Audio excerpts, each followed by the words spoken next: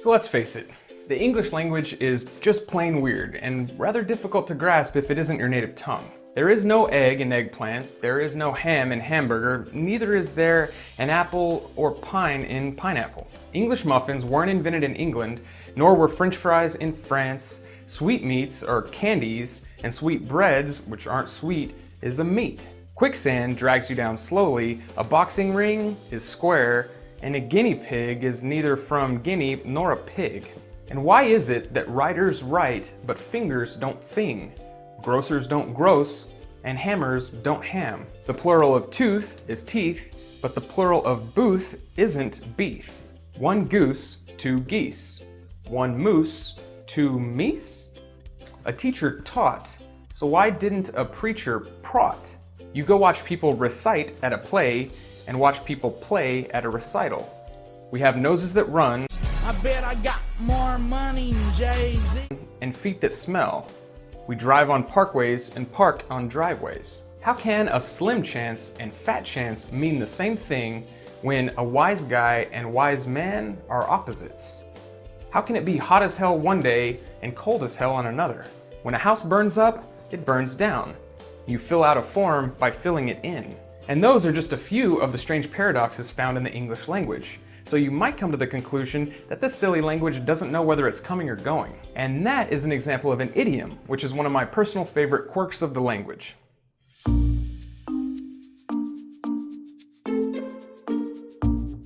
An idiom is a phrase, which is rarely a complete sentence, that has a figurative meaning that can't be derived from the literal definitions of the words contained in that phrase.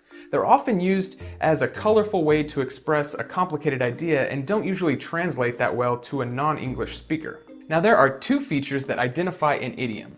The first is that we can't deduce the meaning of the idiom from the individual words. The second is that the grammar and vocabulary are fixed, which means that if you change either one, we lose the meaning of the idiom. For example, pull your socks up means improve the way you're behaving.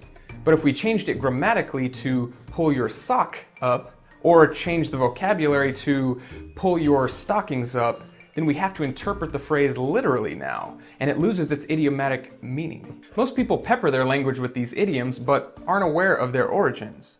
It's kind of interesting how a phrase can exist that has a particular meaning that everyone understands, but oftentimes the origin of that phrase comes from something completely unrelated to the situation that they're using the phrase to describe. So now I'm just going to rattle off a list of some idioms, what they mean, and their origins. So let's jump right in. See, that was an idiom. I'm telling you, they pop up everywhere. Bite the bullet, to accept something difficult or unpleasant. In the olden days, when doctors were short on anesthesia or during times of battle, they would ask the patient to bite down on a bullet to distract from the pain. The first recorded use of this phrase was in 1891 in the novel The Light That Failed by Rudyard Kipling. Wrong end of the stick, to have rotten luck. Back in ancient Rome, people didn't have toilet paper. Instead, they had a sponge on a stick, which is what they used to clean themselves after going number 2. However, if they weren't careful and they reached down to pick up the stick maybe without looking, they might grab it by the wrong end. And surely I don't have to go into any more detail, right? Right? Ugh. Mad as a Hatter, to be completely crazy. You'd think it came from Alice in Wonderland, but it didn't. Its origin actually comes from 17th century France, where poisoning occurred among hat makers who used mercury in the felt of their hats. The Mad Hatter disease was marked by shyness, irritability, and tremors, which made the person appear mad. Turn a blind eye, to ignore situations, facts, or reality. A British naval hero named Horatio Nelson had a blind eye, and once he was signaled by the British forces to stop attacking a Danish fleet. So he held up his telescope to his blind eye and said, "I do not see the signal." He attacked nevertheless and was victorious. Caught red-handed, to be caught in the act of doing something wrong. This originates from an old English law that ordered that any person be punished for butchering an animal that was not his own, and the only way that you could be convicted of this crime was to be caught with the animal's blood still on your hands. Don't throw the baby out with the bathwater. Don't get rid of anything valuable along with the unnecessary ones. In the early 1500s, some people only bathed once a year. Now, I'm a pretty old school dude, but not that old school. I bathe once a month. Not only that, but they would bathe in the same water without even changing it. The adult male would go first, followed by the female, and then the children and babies. So by the time the babies got in, the water would be cloudy with about a year's worth of filth. So the poor mother had to make sure that the baby was out before throwing out the dirty bathwater. The whole 9 yards, to try your best at something. In World War II, pilots were equipped with 9 yards of ammunition, and when they ran out, it meant that they tried their best to fight off the target with the entirety of their ammunition. Show your true colors. When someone has been hiding behind false words or actions finally reveals who they really are. The origin of this phrase derives from naval history. A few centuries ago, ships were often identified by the flag or the colors that they flew in order to show what country they represent. However, ships owned by pirates would often fly under various fake flags in order to approach their prey very closely, and it wasn't until the very last second that they would raise their pirate flag and show their true colors. Once in a blue moon, something that happens very infrequently. Confusingly, a blue moon doesn't actually refer to the color of the moon. It refers to when we see a full moon twice in 1 month. And this happens once every 2 or 3 years. It's thought that the word blue may actually be referring to the now obsolete word belou or something, this word right here, which means to betray. The betrayer moon was an additional spring full moon that meant that people would need to extend their fasting period by a month during the Lent season. Heard through the grapevine, to learn some piece of information from someone who heard that information from someone else. The wires used in the first American telegraph stations often swooped and draped in twisted random patterns, causing them to appear like grapevines. The idiom even appeared as the title of a hit song by Smokey Robinson and the Miracles.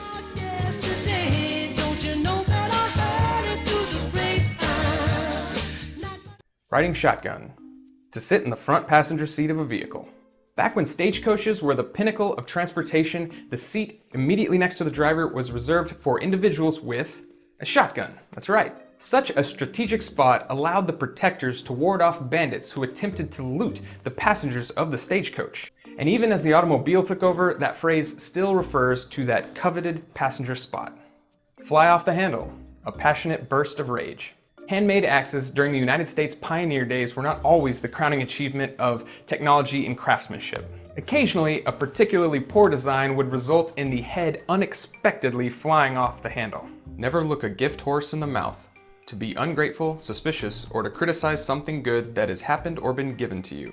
Back in the day, when horses were still given as gifts, it was considered rude to inspect the horse's mouth to make sure it didn't have bad teeth. And now, while I get this and I could see how it could be considered rude, I also don't think it's completely unreasonable to check the teeth. I mean, you never know, the horse might have been a smoker. Kick the bucket to die.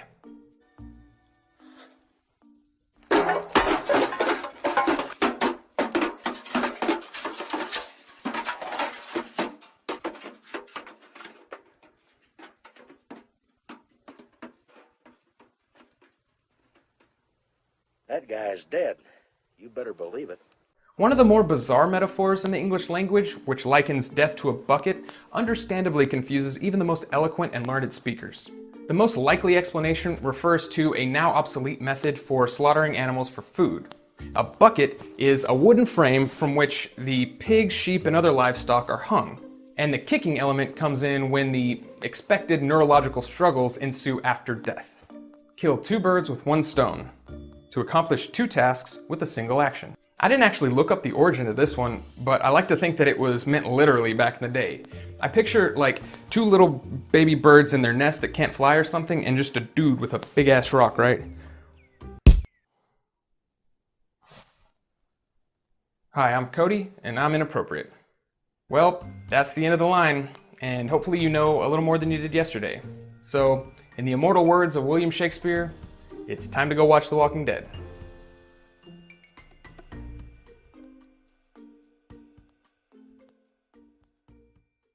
Got my beer.